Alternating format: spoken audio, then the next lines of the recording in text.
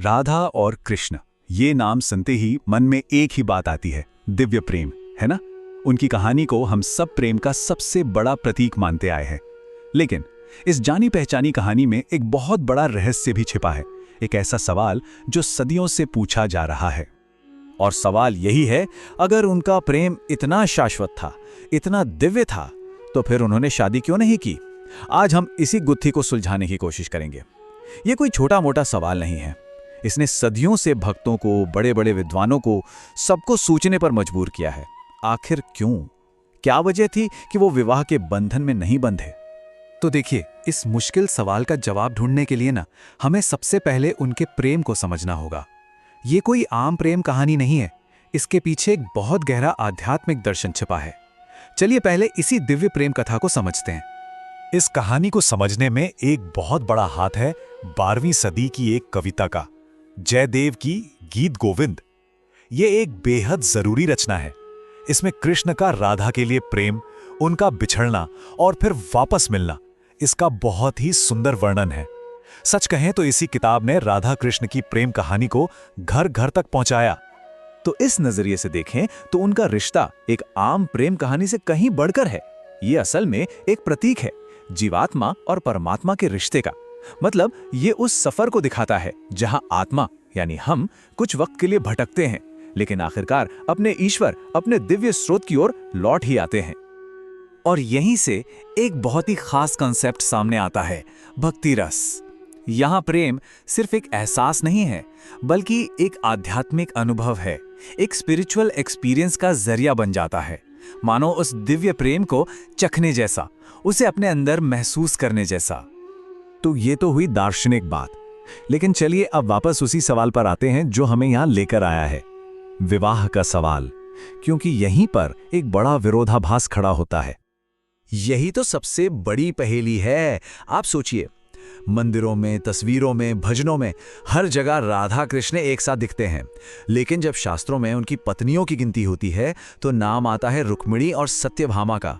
राधा का नाम क्यों नहीं आता? देखिए, इस सवाल का कोई एक सीधा साधा जवाब नहीं है।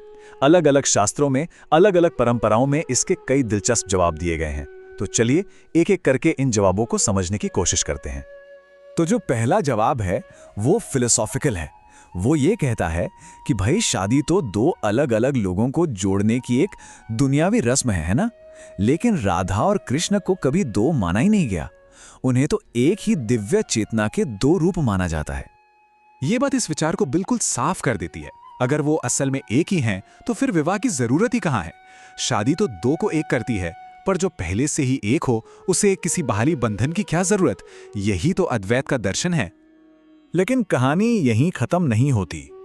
एक और विचारधारा है जो कहती है कि शादी तो हुई थी, पर वो कोई आम शादी नहीं थी।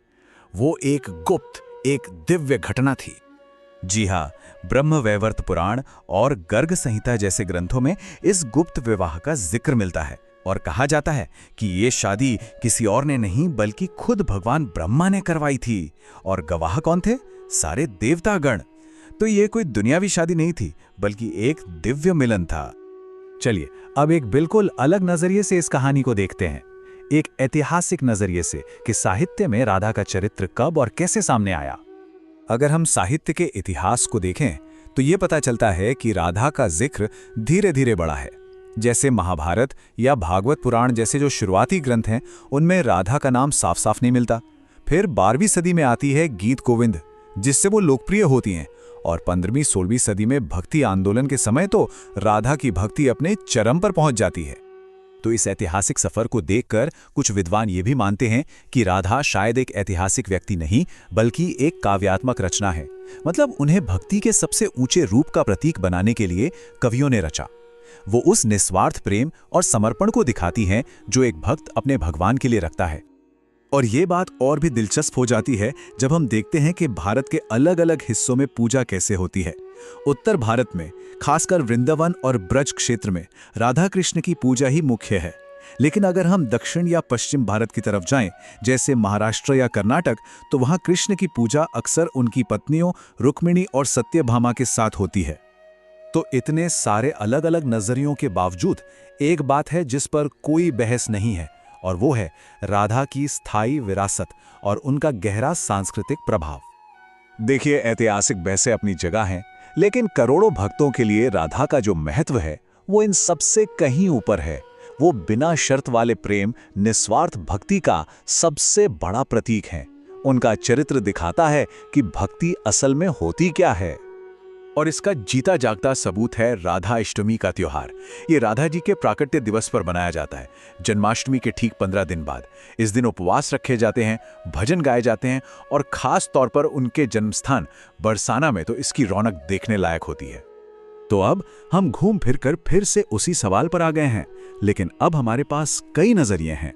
तो आखिर राधा का सच क्या है? क्या वो एक ऐतिहासिक व्यक्ति थी, या खुद ईश्वर का ही एक रूप, या फिर भक्ति को समझाने के लिए बनाया गया एक काव्यात्मक प्रतीक? शायद इसका कोई एक जवाब है ही नहीं। इसका जवाब इस बात पर निर्भर करता है कि हम किस परंपरा को मानते हैं, हमारी आस्था क्या है। और सच तो यह है कि लाखों लोगों के लिए वो ये सब कुछ है एक ही समय में। और आखिर में ये पूरी चर्चा हमें एक बहुत गहरे सवाल पर लाके छोड़ देती है। क्या किसी कहानी को आध्यात्मिक अर्थ देने के लिए उसका अक्षरशः यानी लिटरली सच होना जरूरी है, या फिर उसका असली मूल्य उस गहरे संदेश में है जो वो हमें देती है?